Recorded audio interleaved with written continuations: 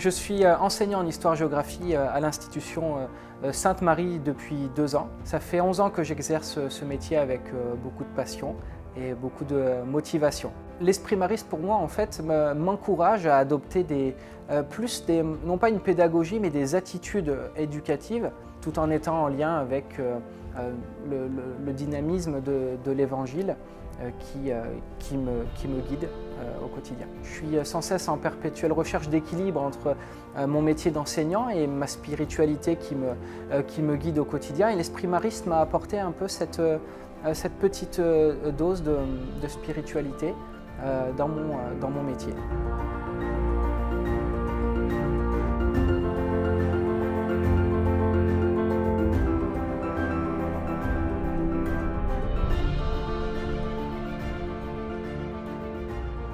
Je suis professeure de mathématiques ici à Sainte-Marie et je suis investie dans Mariste en éducation. J'aime les mathématiques, mais je sais que ça ne constitue qu'une toute petite partie de mon métier et ce que j'aime aussi, c'est rencontrer les élèves, les accompagner, les faire progresser. Alors Mariste en éducation, c'est un regroupement de laïcs qui décident de s'engager et de réfléchir ensemble aux caractéristiques maristes proposées par les pères maristes pour notre lycée, pour l'éducation mariste. Je me suis investie avec ces collègues-là parce que je trouve que le métier d'enseignant, on peut être seul si on reste dans notre classe et qu'en discutant ensemble avec des professeurs de matières différentes, avec des professeurs d'autres établissements, on sait pourquoi on se retrouve parce que c'est vraiment pour échanger ensemble sur qu'est-ce qui nous plaît dans notre métier, pourquoi on a choisi ce métier et comment on a envie de le vivre.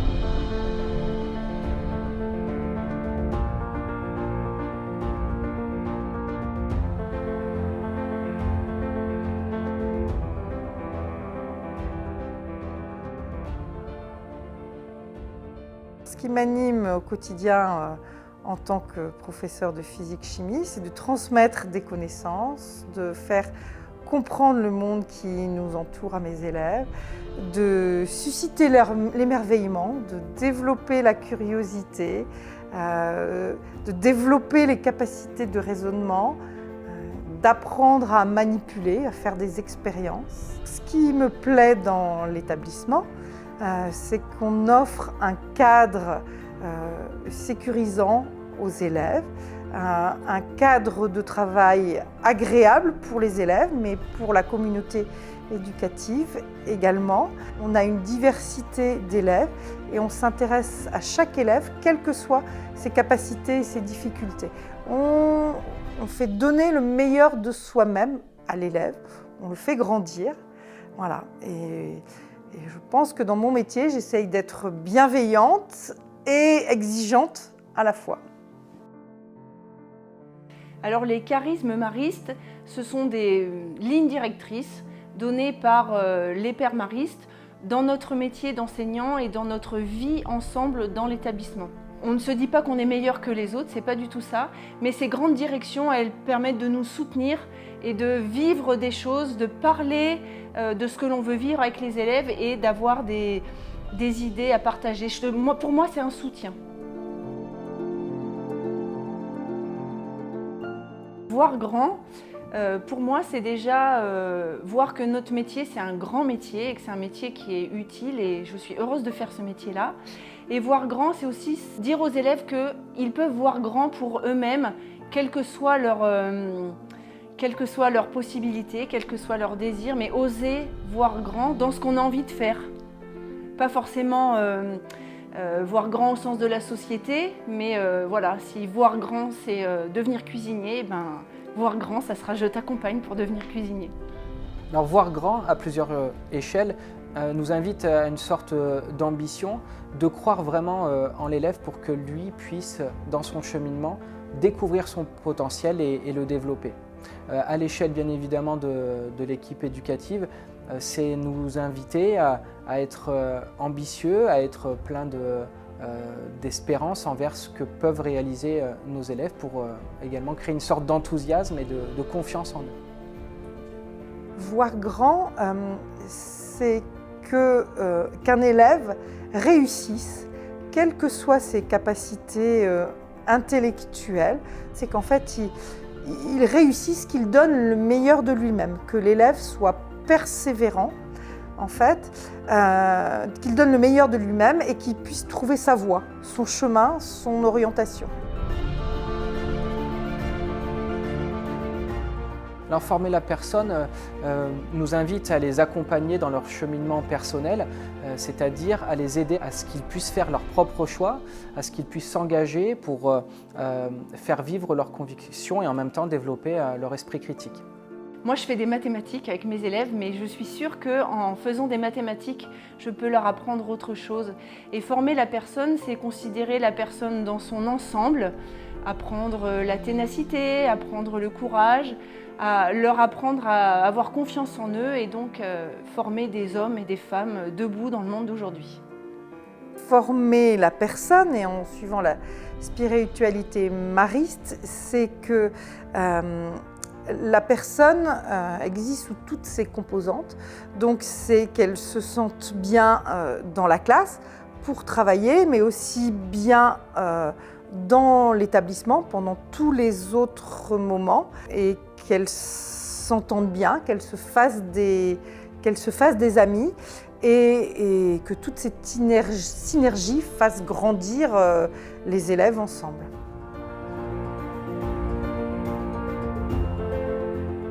Coller au réel, c'est regarder la réalité du monde d'aujourd'hui et des élèves qu'on a face à nous. Coller au réel, c'est accepter que chaque élève est comme il est, l'accompagner pour aller encore une fois vers le meilleur, mais prendre la réalité de ce qu'il est profondément, sans vouloir le changer comme nous on voudrait le changer, mais comme il doit grandir. Coller au réel, c'est être attentif à la progression et à la réussite de chaque élève, que chaque élève apprenne par l'expérience, qu'il apprenne à travailler en groupe, à coopérer avec ses camarades, que chaque élève donne le meilleur de lui-même, qu'il prenne confiance, qu'il persévère, qu'il s'accroche et qu'il réussisse. C'est important parce que ça veut dire que nous, on a des choses à faire et une attitude à avoir pour susciter le respect de nos élèves. Donc je crois, pour moi, c'est être authentique dans ce qu'on est, être vrai et être droit, et toutes ces valeurs-là qui feront que le respect viendra de lui-même, sans autorité. Susciter le respect est d'abord pour moi créer une relation, développer une relation d'écoute et de respect avec les élèves, professeurs-élèves, entre élèves et avec les parents. De faire en sorte que les élèves se respectent bien entre eux et leur donner des pistes aussi, de manière à ce qu'ils développent le respect entre eux. Alors rester soi-même reste une clé en fait de l'épanouissement de chaque individu, parce qu'il est difficile dans notre quotidien face à l'effet de groupe de trouver sa place et d'apprendre à défendre ses idées face à des vents parfois qui peuvent être contraires. Donc nous encourageons nos jeunes à se découvrir, à s'affirmer et à être fiers de ce qu'ils sont, afin de ne pas se laisser basculer parfois dans des spirales un peu négatives. Pour moi, chaque personne est unique. On accueille une diversité d'élèves, une diversité d'enseignants, une diversité d'éducateurs, et donc chacun a sa position, chacun a sa place et chacun se respecte. Rester soi-même, c'est aussi être exigeant avec soi-même pour n'être que à notre place. Moi, je serai à la place de professeur de mathématiques ou de professeur principal, mais je ne prends que cette place-là dans la vie de l'élève. Et rester soi-même, c'est être soi-même avec ses qualités et ses défauts. Et c'est aussi oser se tromper devant les élèves. Et se tromper, ça fait grandir, qu'on ait 15 ans ou qu'on ait 40 ans. Alors je suis très attaché à la thématique soigner l'ambiance car que ce soit à l'échelle d'une salle de classe ou à l'échelle d'une salle des profs ou d'un établissement, j'estime que chacun peut, grâce à sa personnalité, son caractère, son savoir-être, peut apporter une pierre à l'édifice pour que en fait, ce lieu soit avant tout un lieu de vie, de partage, de joie, au-delà de l'enseignement ou d'un simple lieu de travail. Pour moi, soigner l'ambiance, c'est créer un climat de classe propice au travail entre élèves, un climat aussi propice à la collaboration pour développer des activités pédagogiques entre enseignants ou pour faire en sorte que nos élèves se sentent bien dans l'établissement et qu'ils soient à l'aise pour travailler et respectueux de toute la communauté éducative. Alors, soigner l'ambiance, je trouve que c'est quelque chose de très important. Soigner l'ambiance au sein de la classe, pour que ce soit une ambiance de travail, mais surtout une ambiance de confiance entre les élèves, entre le professeur et les élèves. Et puis je trouve qu'il ne faut pas oublier non plus de soigner l'ambiance entre collègues. Alors mes collègues les professeurs, mais mes collègues de la vie scolaire, mes collègues de l'administration. Voilà, cette ambiance, chacun doit contribuer à soigner l'ambiance. Alors être solidaire pour nous est une priorité absolue parce qu'elle permet de créer des synergies positives entre les différents acteurs de l'établissement. Elle permet aussi aux élèves de se surpasser, d'apprendre à se découvrir, de s'ouvrir aux autres pour trouver des solutions ensemble à des problèmes concrets du quotidien. C'est faire en sorte que chacun ne se sente pas seul, se sente bien dans l'établissement, qu'il se sente entouré. Que ce soit avec les camarades dans la cour de récréation, mais aussi en classe pour apprendre à travailler ensemble.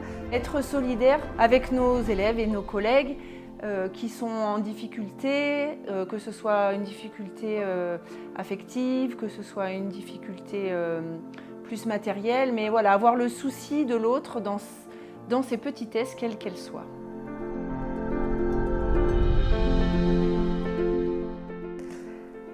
Avoir du cœur signifie pour moi donner et recevoir, donner et contribuer, parler et écouter, espérer, croire en l'avenir et aussi croire en Dieu. Je trouve que pour bien accompagner ses élèves, il faut les aimer. Et il y en a avec qui c'est parfois plus difficile, mais quand on arrive à se dire que ces élèves, on les aime et qu'on leur donne le meilleur de ce que l'on a, je crois qu'on y est. Je suis élève au sein de Sainte-Marie en classe de première 3. Pour moi, c'était très important d'être dans un établissement privé. On a des professeurs qui sont vraiment extrêmement bienveillants, qui nous entourent vraiment énormément, qui font super attention à ce qu'on se sente à l'aise, à ce qu'on se sente bien. J'ai trouvé à Sainte-Marie ce que je recherchais en matière de valeurs. Il y a un accompagnement plus profond. On est accompagné de A à Z. On nous donne toutes les clés pour réussir. Ces fondements maristes, ils nous donnent des conseils. On a plein de clés et ça se permet d'avancer sur le fait qu'on réfléchit, on se remet en question. On les voit forcément à un moment donné et ça nous fait avancer. À vrai dire, c'est pas forcément moi qui ai choisi. Mes parents ont choisi de me mettre à Sainte-Marie. Et franchement, je suis contente qu'ils l'aient fait parce que je préfère cet établissement. Je le trouve accueillant. Je trouve qu'il y a un vrai accompagnement au niveau des élèves, au niveau de ce qu'ils ressentent, à soutenir l'élève et à l'élever au plus haut, entre guillemets. Ça paraît logique, mais en vrai, on ne se rend pas compte que ce n'est pas forcément dans tous les établissements. Et c'est ce qui est bien avec Sainte-Marie, en fait, c'est ça. On est tous frères et sœurs, ce qui fait qu'on va tous s'entraider, qu'il n'y a pas de différence, que le but, c'est qu'il n'y ait aucun jugement, qu'on puisse s'épanouir ensemble. Je trouve qu'il est vraiment bien, ce collège. Les raisons pour lesquelles je me suis retrouvée à Sainte-Marie à Réon sont que je suis chrétienne. Ma sœur était à Sainte-Marie aussi, elle a fait toute sa scolarité à Sainte-Marie, donc je la suis. Mes amis qui étaient déjà allés à Lourdes m'avaient raconté qu'ils avaient fait de nombreuses rencontres, qu'ils avaient pu échanger avec des personnes malades, des personnes âgées. Donc j'ai voulu faire l'expérience pour pouvoir rencontrer de nouvelles personnes et faire de belles connaissances. De participer à ce pèlerinage m'a fait m'ouvrir sur les autres et m'a fait être un peu moins timide envers les personnes. Au niveau de ma foi, ça m'a apporté beaucoup de bonheur d'aller à Lourdes et de rencontrer de nouvelles personnes. Alors ça n'a pas été mon choix à moi, ça a été le choix de mes parents premièrement, mais je ne regrette pas du tout ce choix. Vraiment, je suis super contente ici. C'est un peu un institut comme une maison. Ça veut dire qu'on n'est pas perdu quand on est ici, on a tous les profs qui nous entourent tout le temps et on ne se sent jamais seul en fait. Si on a des difficultés quelque part, il y aura toujours quelqu'un pour nous aider. Le partage, l'entraide et la bienveillance. Vraiment, ici, on se sent comme à la maison, c'est super bien. Ce pèlerinage, je l'ai fait plusieurs fois parce que la première fois, ça a été quelque chose de magique. Moi, je suis arrivée là-bas, tout est beau, il y a de la lumière de partout, il y a des gens qui sont heureux. Là-bas, c'est que de la joie de vivre, de la bienveillance, il n'y a pas de jugement. On est vraiment avec des malades qui ont besoin de nous, de nos sourires, de nos joies de vivre. Et nous, on est juste heureux d'aller là-bas avec eux et y retourner. C'est retrouver les mêmes personnes, retrouver ce même sentiment à chaque fois. Donc j'y retournerai. Même après l'école, je pense que j'y retournerai.